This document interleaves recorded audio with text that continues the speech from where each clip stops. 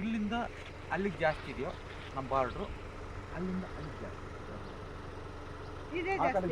ದಾರಿ ಇದೆಯಲ್ಲ, ದಾರಿಯಿಂದ ಅಲ್ಲಿವರೆಗೂ ಜಾಸ್ತಿ ಕೌಂಟ್ ಇದೆಯಾ ನಮ್ಮದು, ಫೀಟ್ ಉದ್ದ ಇದೆಯೋ, ಇಲ್ಲಿಂದ ಅಲ್ಲಿ ಉದ್ದ ಇದೆಯಾ, ಇದೇ ಉದ್ದ ಇದೆಯಲ್ವಾ.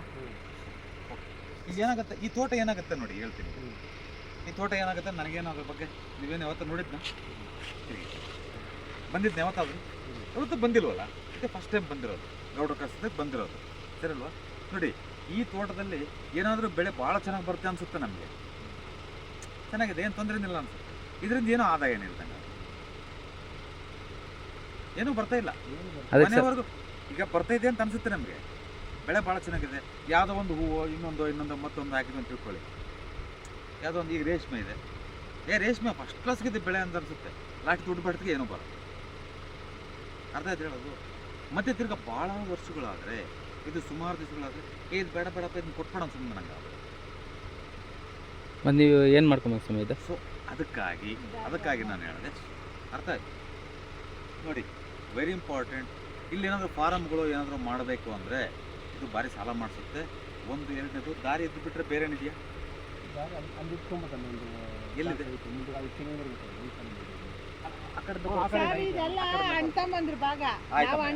ದಾರಿ ಇಲ್ಲಿ ಮಾಡ್ಕೊಂಡಿರೋದು. ನೆಕ್ಸ್ಟ್ ಮಾಡ್ಕೋಬೇಕು ಅಂದ್ರೆ ಇಲ್ಲಿ ಬಿಟ್ಬಿಟ್ಟು ಆ ಕಡೆಯಿಂದ ಒಂದು ಕೆಲಸ ಮಾಡಿ, ಈ ದಾರಿ ಒಂದು ಬಿಟ್ಬಿಟ್ಟು ಅಲ್ಲಿಂದ ಸ್ಟ್ರೈಟಾಗಿ ಬಂದ್ಬಿಡಿ. ಸ್ಟ್ರೈಟಾಗಿ ಬಂದ್ಬಿಟ್ಟು ನೋಡಿ ಹೇಳ್ತೀನಿ, ಒಂದು ನೀವು ಫಾರಮ್ಗಳು ಏನಾದರೂ ಮಾಡಬೇಕಂದ್ರೆ ಅಲ್ಲಿ ಮಾಡೋದು. ಒಂದು ಇದು ಮಾಡಿದ್ರಲ್ಲ, ಇದು ಮಾಡಿದ್ರಲ್ಲ, ಇದು ಸ್ವಲ್ಪ ವ್ಯತ್ಯಾಸ ಮಾಡ್ಕೊಂಡು ಮಾಡಬೇಕಾದ್ರೂ ವ್ಯತ್ಯಾಸ ಆಗಿದೆ. ಸಾಧ್ಯವಾದಷ್ಟು ನಾನು ಹೇಳೋದು ಅಲ್ಲಿಂದ ಅರ್ಧದಿಂದ ಆ ಕಡೆಗೆ ನಿಲ್ಲ, ಟೋಟಲಿ ಪ್ಲಾಟ್ನಲ್ಲಿ ಕೌಂಟ್ಗೆ ಇಟ್ಕೊಂಡು ಇಷ್ಟೇ ಸರ್, ನಮ್ಮ ಕುಂಟೆ ಎಷ್ಟೈತೆ ಅಷ್ಟೇ ಇರೋದು, ಇಷ್ಟೇ ಜಮೀನು ಇದೆ, ಇದು ಇದ್ರ ಮಾತ್ರ ಕುಂಟೆ ಈ ಗಮಳಿ ಗಿಡ ಅಷ್ಟು, ಇದು ಮಾತ್ರ. ಸರಿ, ಇದೇನಾಗುತ್ತೆ ಅಂತಂತಂದ್ರೆ ಕೋರ್ಟಿಗೆ ಬಿದ್ದುಬಿಡುತ್ತೆ ಹೆಚ್ಚು ಕಡಿಮೆ ಆದರೆ. ನೆನ್ಪಿಟ್ಕೊಳ್ಳಿ, ಗಲಾಟೆ ಗದ್ದಗಳು ಮತ್ತು ಕೋರ್ಟು ವ್ಯಾಜ್ಯಗಳು ಅನುಭವಿಸ್ಬೇಕಾಗುತ್ತೆ ಈ ಪ್ಲಾಟ್ನ ಒಂದು ಇದರಿಂದ. ಯಾವುದೇ ಕಾರಣಕ್ಕೆ ತಪ್ಪಿಸ್ಕೊಳಕ್ಕಾಗಲ್ಲ, ಇದನ್ನು ನೆನಪಿಟ್ಕೊಳ್ಳಿ.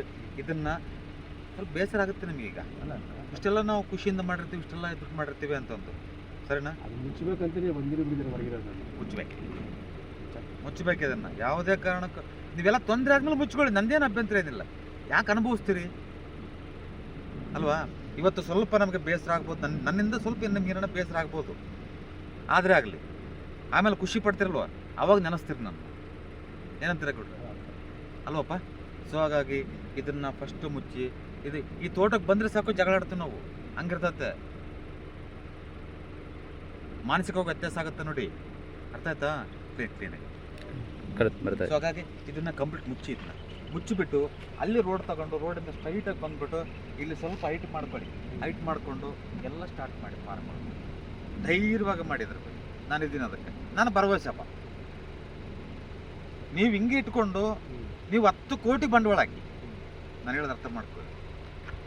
ನೀವು ಹಿಂಗೆ ರೋಡ್ ಇಟ್ಕೊಂಡು ಇದು ಹಿಂಗೆ ಇಟ್ಕೊಂಡು 10 ಸುಮ್ಮನೆ ನೀವು ಹೇಳೋದೇನೋ ಓಕೆ. ಇದು ಇವಾಗ ನಮ್ಗೆ ಆಪ್ಷನ್ ಇದೆ ಅಲ್ಲಿ ದಾರಿ ತೊಗೊಳಕ್ಕೆ ಅಂತ ನೀವು ಹೇಳಿ ಅದಕ್ಕೆ ಕೇಳ್ತಾರೆ.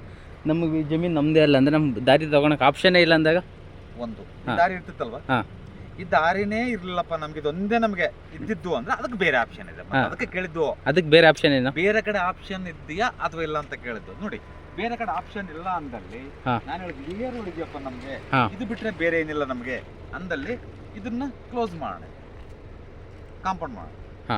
ಇಷ್ಟು ಇದಕ್ಕೆ ಸಪರೇಟು ಕ್ರಯ ಮಾಡಿಕೊಂಡು ಸಪರೇಟ್ ಇದು ಮಾಡ್ಕೋಬೇಕು.